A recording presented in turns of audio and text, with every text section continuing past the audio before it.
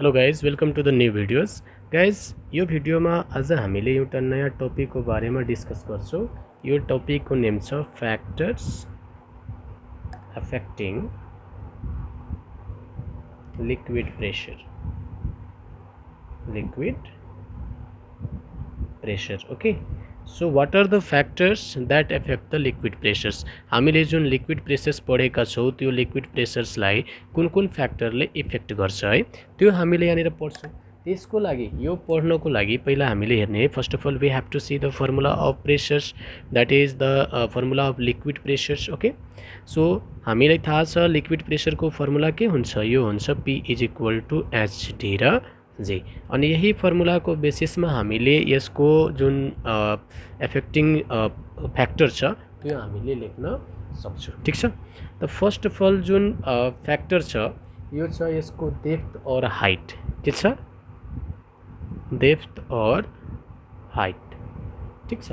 यो डेप्थ और हाइटलाई हामीले ब्राकेटमा एच पनि लेख्न सक्छौँ। सो फर्स्ट अफ अल यो लिक्विड प्रेसरलाई कसले इफेक्ट गर्छ त? डेप्थ और हाइटले इफेक्ट गर्छ। ठिक छ। अब यसको मिनिङ के हुन्छ कि प्रेसर और we can say liquid pressure increases with depth of liquid। Okay. So यसको मिनिङ के हुन्छ है, यसको मिनिङ हुन्छ कि जति लिक्विडको डेप्थ बढी हुन्छ त्यो लिक्विडले बढी प्रेसर एक्जर्ट गर्छ, जति लिक्विडको डेप्थ कम हुन्छ त्यो लिक्विडले कम लिक्विड प्रेसर एक्जर्ट गर्छ। क्लियर छ? अब यसै रिलेसनसँग liquid pressure is directly proportional to height पनि हामी लेख्न सक्छौँ। और we can say liquid pressure is directly proportional to depth of the liquid. यदि लिक्विडको डेप्थ बढी भयो भने त्यसले एक्जर्ट गर्ने प्रेसर पनि बढी हुन्छ, यदि लिक्विडको डेप्थ कम भयो भने त्यसले एक्जर्ट गर्ने प्रेसर पनि के हुन्छ त? कम हुन्छ है गाइस। अर्को यसपछि जुन सेकेन्ड हामीले हेर्छौँ यो हेर्छौँ डेन्सिटी। के हेर्छौँ?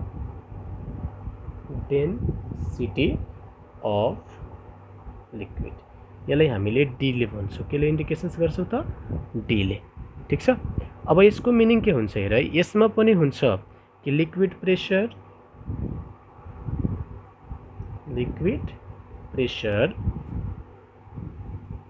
increases with liquid pressure is increases with increase in density. ठिक छ। अब यसको मिनिङ के हुन्छ कि यदि कुनै मानिहाल्नुहोस् कि हामीसँग कुनै लिक्विड छ, त्यो लिक्विडको डेन्सिटी यदि बढी भइहाल्यो भने त्यसले एक्जर्ट गर्ने प्रेसर पनि बढी हुन्छ, र यदि त्यो लिक्विडको डेन्सिटी कम छ भने त्यसले एक्जर्ट गर्ने प्रेसर पनि के हुन्छ त? कम हुन्छ।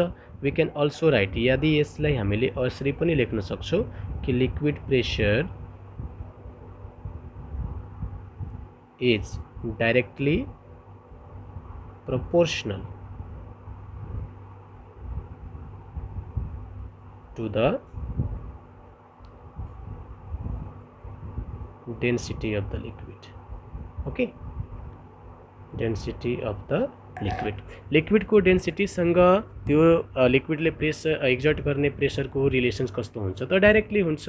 ठिक छ। यसको मतलब के हुन्छ कि मोर डेन्सिटी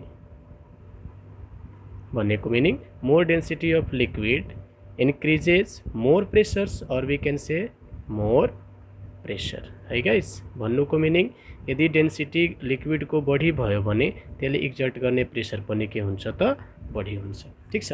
यसलाई हामीले यसरी पनि लेख्न सक्छौँ P directly proportional to D। यदि कुनै पनि लिक्विडको डेन्सिटी बढी छ भने त्यसले एक्जर्ट गर्ने प्रेसर पनि बढी हुन्छ, र लिक्विडको डेन्सिटी कम भयो भने त्यसले एक्जर्ट गर्ने प्रेसर पनि के हुन्छ त? कम हुन्छ है गाइस। अर्को हाम्रो फ्याक्टर हुन्छ जसलाई हामीले थर्ड र लास्ट फ्याक्टर भन्छौँ, त्यो छ एक्सलरेसन ड्यू टु ग्राभिटी। के हुन्छ? एक्सलरेसन ड्यू टु ग्राभिटी है गाइस।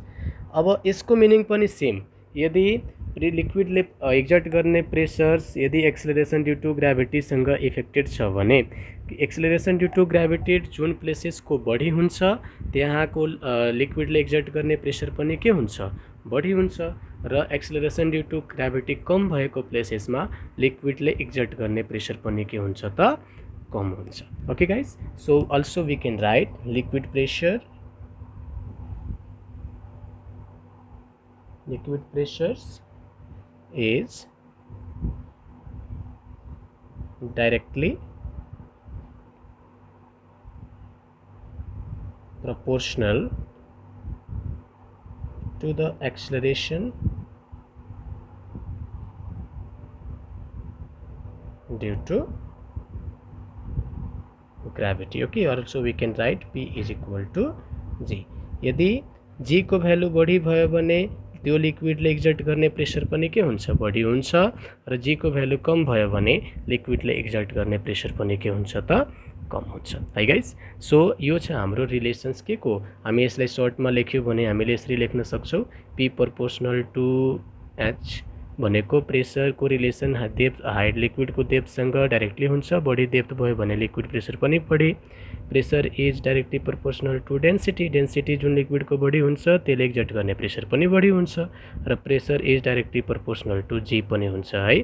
यो तीनवटा रिलेसन्स हाम्रो आउँछ प्रेसर्स लिक्विडले एक्जर्ट गर्ने प्रेसर्स र त्यसको हाइट र त्यसको डेन्सिटी र त्यसको ग्राभिटीको. सो हामी भन्न सक्छौँ कि कुन कुन फ्याक्टरले लिक्विड प्रेसरलाई एक्जर्ट गर्छ त height of the liquid or we can say depth of the liquid, density of the liquid and acceleration due to gravity. Okay guys, thank you everyone.